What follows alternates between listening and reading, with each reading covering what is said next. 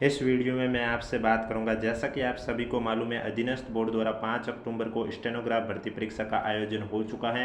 अब इसका जो नेक्स्ट चरण है टाइपिंग टेस्ट का, उसके बारे में मैं चर्चा करूंगा कि आप टाइपिंग टेस्ट सीखते समय किन बातों को आपको ध्यान रखना है और बोर्ड में आपको किस तरह से टाइपिंग टेस्ट करनी होगी, उनमें के कौन कौन सी आपके एरर में काउंट होती है, ये सभी चर्चा इस वीडियो में करूँगा। इसलिए वीडियो पसंद आए तो वीडियो को लाइक करें, चैनल जरूर सब्सक्राइब करें, क्योंकि कल आपको मैं स्टेनो किस तरह से सीख सकते हैं उसके बारे में भी कुछ आपको इंस्ट्रक्शन बताऊंगा।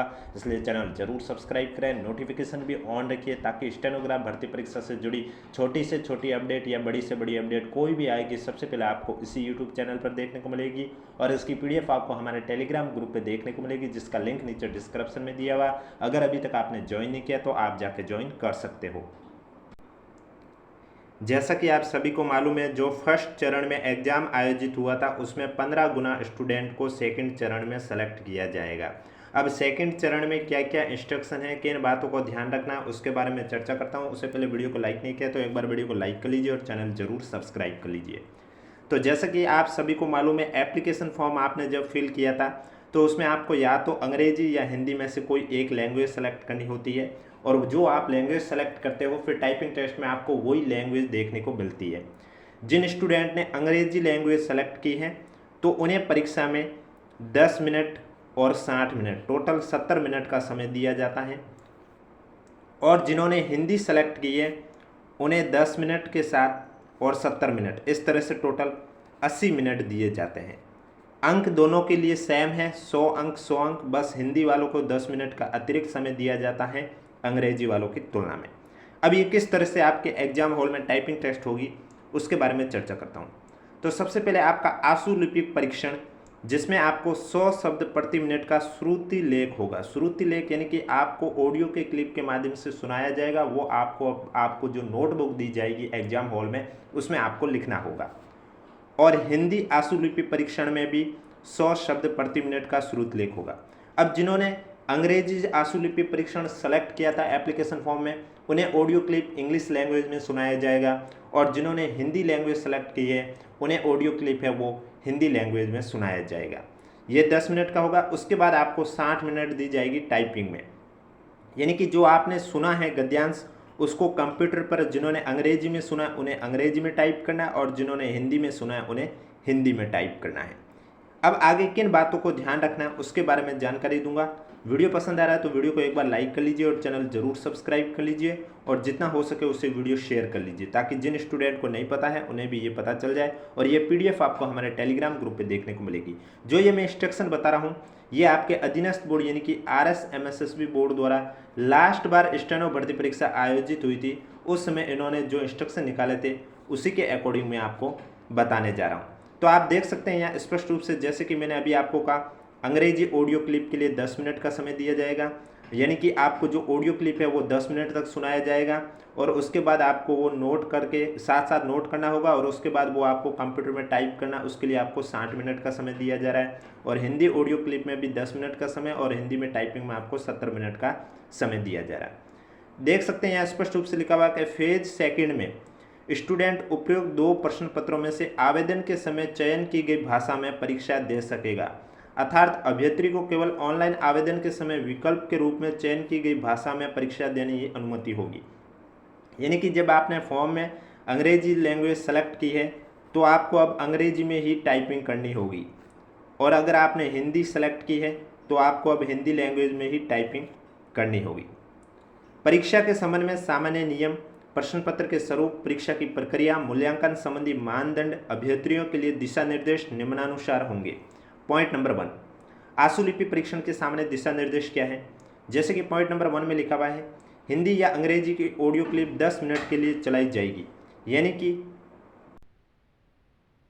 हिंदी अंग्रेजी की ऑडियो क्लिप 100 शब्द प्रति मिनट की स्पीड से चलाई जाएगी, यानी कि आपकी जो ऑडियो क्लिप आपको सुनाई देगी वो आपके प्रति मिनट 100 शब्द की स्पीड से चलाई जाएगी। इस तरह से टोटल आपको 10 मिनट में 1000 शब्द लिखने होंगे, और उसके बाद वो आपको टाइप करने होंगे। इसके बाद नेक्स्ट पॉइंट पे लिखा हुआ है स्टूडेंट अपनी चुनी हुई भाषा की ऑडियो क्लिप सुनकर उसका श्रुति लेखन करेगा। यानी कि ऑडियो क्लिप जो आपने एप्लीकेशन फॉर्म में भाषा चुनी है, हिंदी चुनी तो हिंदी, इंग्लिश चुनी है तो इंग्लिश में जो भी आपने भाषा सेलेक्ट की है उसी भाषा की ऑडियो आपको सुनकर और एक पेज पर लिखनी है। नेक्स्ट पॉइंट पे लिखा हुआ है मुख्य श्रुत लेख से पूर्व ट्रायल गद्यांश का श्रुत लेख ऑडियो सिस्टम के माध्यम से उसी गति से चलाया जाएगा जो गति मुख्य श्रुत लेख के लिए निर्धारित है। यानी कि आपको मेन जब लिखना होगा उससे पहले ट्रायल के रूप में भी एक ऑडियो सिस्टम आपको आवाज़ आएगी जिससे कि आपको पता चलेगा कि किस स्पीड से ऑडियो है वो चलेगा। ट्रायल गद्यांश के प्रतिलेखन की आवश्यकता नहीं है, न ही प्रतिलेखन और टंकन का मूल्यांकन किया जाएगा। यानी कि जो ट्रायल के रूप में आपको सुनाया जाएगा वो न तो आपको लिखना है और न ही आपको टाइप करना है, उसका कोई मूल्यांकन नहीं है, वो बस आपके ट्रायल के लिए होगा। नेक्स्ट पॉइंट पर लिखा हुआ है ट्रायल गद्यांश के बाद मुख्य श्रुत लेख ऑडियो सिस्टम से चलाया जाएगा जिसको परीक्षा स्थल पर उपलब्ध कराई गई नोटबुक में संकेत लिपि में लिखना होगा। यानी कि एक बार ट्रायल गद्यांश चलेगा उसके बाद मुख्य श्रुत लेख ऑडियो सिस्टम से चलाया जाएगा, ऑडियो सिस्टम से आपको सुनाया जाएगा और आपको जो एग्जाम हॉल में नोटबुक दे रखी होगी उसमें आपको वो लिखने होंगे। इसमें आपको 10 मिनट का समय दिया जाएगा जिसमें 1000 शब्द आपको लिखने होंगे। श्रुत लेख में अब जो आपको सुनाई देगा उसमें आपको अर्धविराम जहाँ लिखना होगा वहाँ आपको कोमा बोला जाएगा, पूर्ण विराम को स्टॉप बोला जाएगा, अनुच्छेद परिवर्तन यानी कि पैराग्राफ चेंज को बोला जाएगा, अनुच्छेद परिवर्तन को पैरा बोला जाएगा। अनुच्छेद परिवर्तन को क्या बोला जाएगा? पैरा बोला जाएगा। इससे आपको समझ जाना चाहिए कि आपको कैसे लिखना है। स्टूडेंट को हिंदी अंग्रेजी के प्रतिलेखन और टंकन कुल 1000 शब्दों का होगा, यानी कि 100 शब्द प्रति मिनट और 10 मिनट का समय दिया जाएगा ऑडियो क्लिप में। इस तरह से टोटल आपके 1000 शब्दों का होगा। स्टूडेंट स्वयं द्वारा लिखे गए श्रुति लेखा का प्रतिलेखन और टंकन कंप्यूटर पे करेगा, यानी कि जो उन्होंने नोटबुक में लिखा है उसके बाद उन्हें वो कंप्यूटर पे छापना होगा, टाइप करना होगा। हिंदी भाषा के लिए प्रतिलेखन टंकन हेतु 70 मिनट का समय दिया जाएगा और अंग्रेजी भाषा के लिए प्रतिलेखन और टंकन हेतु 60 मिनट का समय दिया जाएगा। हिंदी अंग्रेजी में प्रत्येक सही शब्द पर 0.1 अंक निर्धारित होंगे, यानी कि आपके टोटल 1000 शब्द हैं और प्रत्येक सही शब्द पर आपको 0.1 अंक दिया जाएगा। इस तरह से टोटल ये एग्जाम आपके 100 नंबरों का होगा। कितने नंबर का होगा? 100 नंबर का पेपर होगा। हिंदी अंग्रेजी में प्रत्येक स्टूडेंट को न्यूनतम 36 अंक प्राप्त करना अनिवार्य है, अन्यथा वह अनुत्तीर्ण माना जाएगा। यानी कि 100 में से अगर आपके 36 नंबर नहीं आते हैं तो आप है वो अनुत्तीर्ण हो जाओगे, फिर उसके आगे का प्रोसेस आपका नहीं होगा। यानी कि न्यूनतम आपको 36 अंक प्राप्त करने तो अनिवार्य होंगे। जैसे कि आप फर्स्ट पेपर में देख सकते थे, दोनों पेपर में प्रत्येक में 40% लाने कंपलसरी थे, ठीक उसी तरह इसमें भी आपको न्यूनतम 36 अंक प्राप्त करने अनिवार्य है। स्टूडेंट द्वारा किए गए प्रतिलेखन और टंकन कार्य के मूल्यांकन हेतु अंकों की गणना प्रक्रिया में निम्नलिखित त्रुटियों के अंक नहीं गिने जाएंगे। अब मैं आपको बताऊंगा कौन कौन सी गलती करने पर आपके वे अंक में काउंट नहीं होंगे, वो त्रुटि में काउंट होंगे, उसके बारे में। पॉइंट नंबर 1, गलत वर्ण शब्द या अंक लिखना। अगर आपने गलत वर्ण लिख लिया या गलत शब्द लिख लिया या गलत अंक लिख लिया तो आपका उसमें अंक काउंट नहीं होगा, वो आपका एरर हो जाएगा। वर्णों शब्दों या अंकों का छूटना है। अगर आपका कोई वर्ण शब्द या अंक छूट जाता है तो भी वो आपका काउंट नहीं होंगे, उसमें आपके नंबर। शब्दों या अंकों के स्थान पर दूसरे शब्दों या अंकों का प्रतिस्थापन करना, यानी कि अगर आप शब्दों का प्रतिस्थापन कर रहे हो, जैसे कि मैं एग्जाम्पल के तौर पे लिख रहा हूँ कि राम पुस्तक लिख रहा है, इस तरह से आपका नोटबुक में लिखा हुआ था। अब आपने क्या किया, शब्दों और अंकों के स्थान पर या दूसरे शब्दों का अंकों का प्रतिस्थापन। अब राम पुस्तक लिख रहा है, आपने पुस्तक को बाद में लिख लिया है और लिखने को पहले लिख लिया, तो इस तरह से आपके अंक काउंट नहीं होंगे। वर्णों शब्दों अंकों या पंक्ति की पुनरावृत्ति करना, यानी कि आपने रिपीट लिख लिया, जैसे राम पुस्तक लिख रहा है, आपने 2 बार लिख लिया राम पुस्तक लिख रहा है, राम पुस्तक लिख रहा है, तो इस तरह से पंक्ति की पुनरावृत्ति हो गई। या फिर शब्द की पुनरावृत्ति हो जाए, जैसे कि आप राम 2 बार लिख लो राम, फिर वापस लिख लो राम और पुस्तक लिख रहा है, इस तरह से पुनरावृत्ति हुई तो भी उसमें आपको अंक नहीं दिए जाएंगे।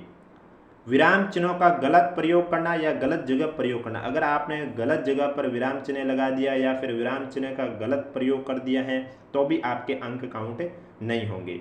शब्द अंतराल में त्रुटि करना, अगर आपने शब्दों में अंतर ला दिया है, यानी कि जैसे कि राम लिखा हुआ है और आपने राम में रा के बाद स्पेस लगाकर एम लिख लिया है, तो आपका वो काउंट नहीं होंगे। अंग्रेजी में कैपिटल और स्मॉल लेटर का यथावत प्रयोग नहीं करना, यानी कि जहाँ आपको कैपिटल दे रखा वहाँ कैपिटल लिखना, जहाँ स्मॉल दे रखा वहाँ स्मॉल लिखना होगा। अगर आपने कैपिटल स्मॉल में मिस्टेक कर दिए तो भी आपका अंक काउंट नहीं होगा। हिंदी में मात्राओं का गलत प्रयोग करना, हिंदी में अगर आपने मात्राएं गलत लगा दी है तो भी आपके वहाँ पर अंक काउंट नहीं किए जाएंगे। अंग्रेजी प्रतिलेखन और टंकन के लिए टाइम्स न्यू रोमन और हिंदी के लिए देवलाइस 010 फॉन्ट का प्रयोग किया जाएगा। कौन से फॉन्ट का प्रयोग किया जाएगा वो मैंने आपको बता दिया है, अंग्रेजी के लिए, हिंदी के लिए। और जो ये मैं इंस्ट्रक्शन बता रहा हूँ ये लास्ट वाली की जो स्टेनोग्राफ भर्ती परीक्षा है उसी के अकॉर्डिंग बता रहा हूँ, और इसकी पीडीएफ आपको हमारे टेलीग्राम ग्रुप पे देखने को मिलेगी, जिसका लिंक नीचे डिस्क्रिप्शन में दिया हुआ है। वीडियो पसंद आ रहा है तो वीडियो को एक बार लाइक कर लीजिए, चैनल जरूर सब्सक्राइब कर लीजिए, क्योंकि स्टेनोग्राफ भर्ती परीक्षा से जुड़ी छोटी से छोटी या बड़ी से बड़ी कोई भी अपडेट होगी सबसे पहले आपको इसी यूट्यूब चैनल पर देखने को मिलेगी। अब आगे लिखा हुआ है कि स्टूडेंट को आशुलिपि परीक्षण की परीक्षा देना अनिवार्य, अन्यथा वह अनुत्तीर्ण माना जाएगा। अगर जिनका भी 15 गुना में नाम आता है और वो नेक्स्ट चरण के लिए एग्जाम नहीं देते हैं तो वो अनुत्तीर्ण माने जाएंगे, उन्हें नेक्स्ट चरण का एग्जाम देना कंपलसरी है।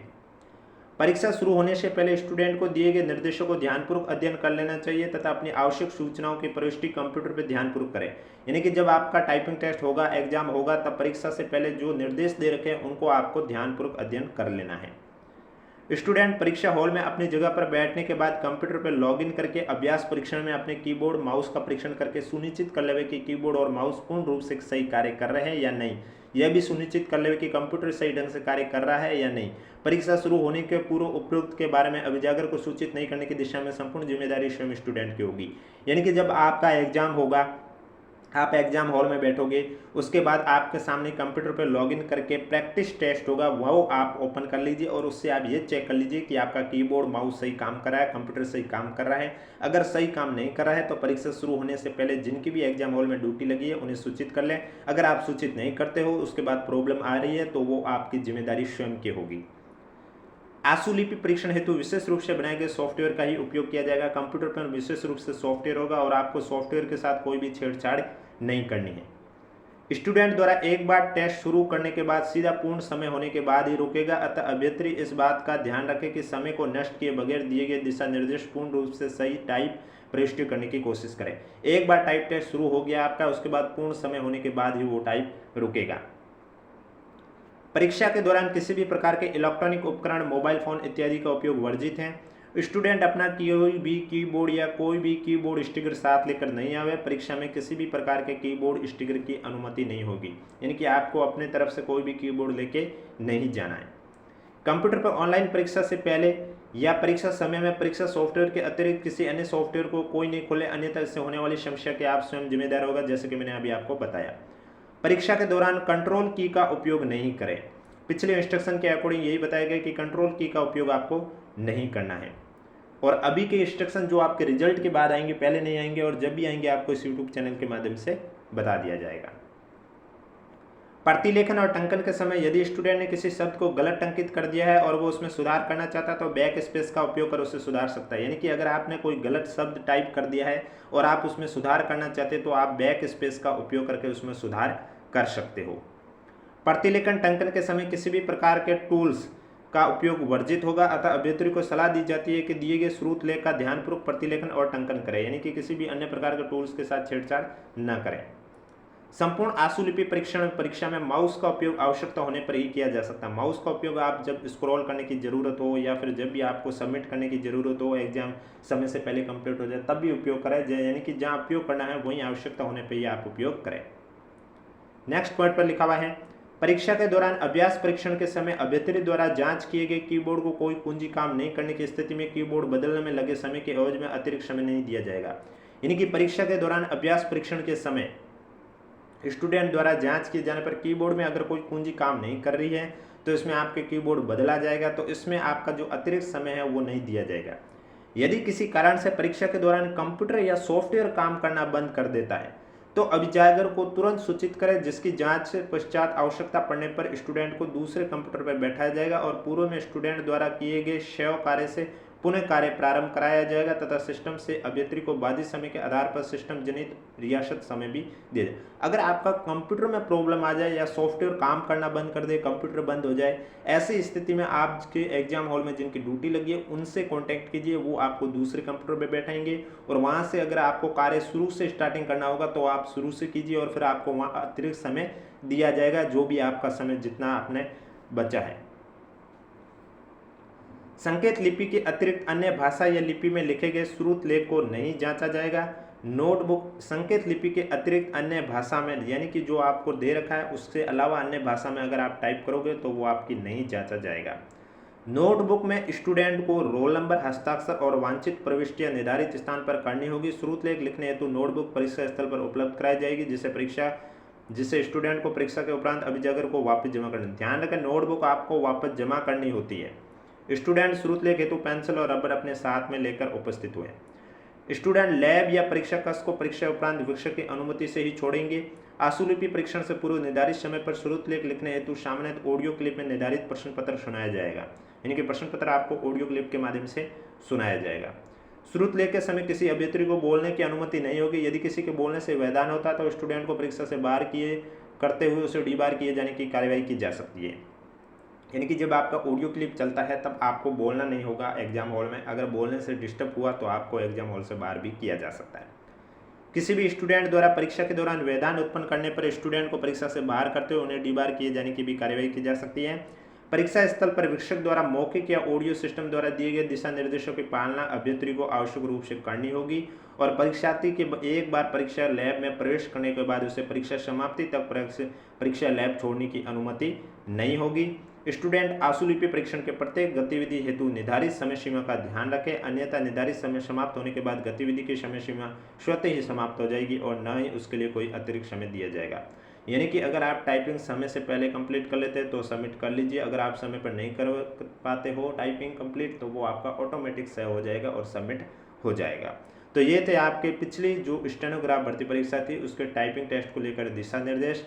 वीडियो पसंद आए तो वीडियो को लाइक करें, चैनल जरूर सब्सक्राइब करें। इसकी पीडीएफ आपको हमारे टेलीग्राम ग्रुप पे देखने को मिलेगी, जिसका लिंक नीचे डिस्क्रिप्शन में दिया हुआ है। और कल स्टेनो से भर्ती परीक्षा से जुड़ी और भी मैं जानकारी आपके साथ शेयर करूंगा, इसलिए चैनल से जुड़े रहिए। नोटिफिकेशन भी ऑन रखिए ताकि जब भी मैं स्टेनोग्राफ भर्ती परीक्षा से जुड़ी कोई भी अपडेट लेके आऊँ सबसे पहले आपके पास पहुँचे।